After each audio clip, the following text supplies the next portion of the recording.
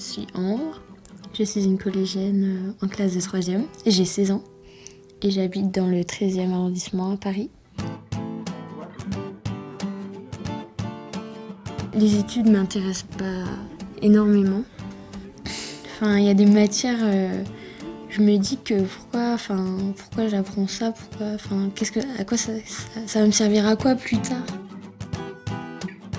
C'est une élève qui n'a pas des notes extraordinaires. J'ai dû voir sa mère 2 ou 3 fois dans l'année. Alors, c'est une élève qui redouble, donc c'est assez surprenant. Elle voulait faire de l'hôtellerie l'année dernière et est revenue là-dessus, je crois, à cause d'un stage où elle a été refroidie, entre guillemets. Elle a abandonné l'idée de faire hôtellerie. Moi, je lui ai tout de suite dit, écoute, si tu n'es plus du tout certaine, vu ton niveau, le niveau de tes notes, il vaut mieux que tu redoubles, que ça te laisse une année supplémentaire déjà pour avoir un meilleur dossier scolaire et puis une année pour réfléchir à ton orientation. J'ai redoublé pour aussi avoir un choix sur mon orientation. Je savais plus trop qu'est-ce que je voulais faire, j'étais un peu perdue. Ici, tu as un petit logo que tu retrouves sur les revues, quelles qu'elles soient. Art, spectacle, mode. Et on a commencé par voir ce qui pouvait l'intéresser.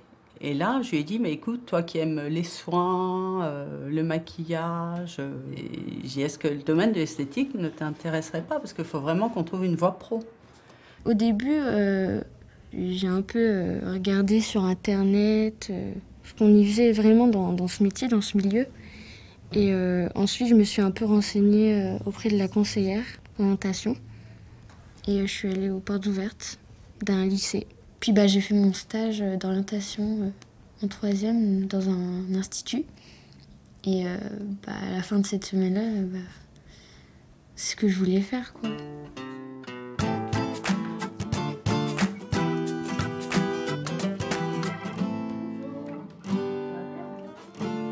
Je pense que je te vois bien dans ce domaine. Moi. CAP, Bac Pro, première année. Oui. Normalement, ça sera le CAP, Ambre, hein, vu le niveau de tes notes, malheureusement. Mais bon, tu sais aussi que tu peux te rattraper après et rattraper le Bac Pro. Hein. Tu fais tes 2 ans de CAP. Et puis après, oui, je peux avoir Voilà, tu passes ton CAP et après, tu reprends la première du Bac Pro.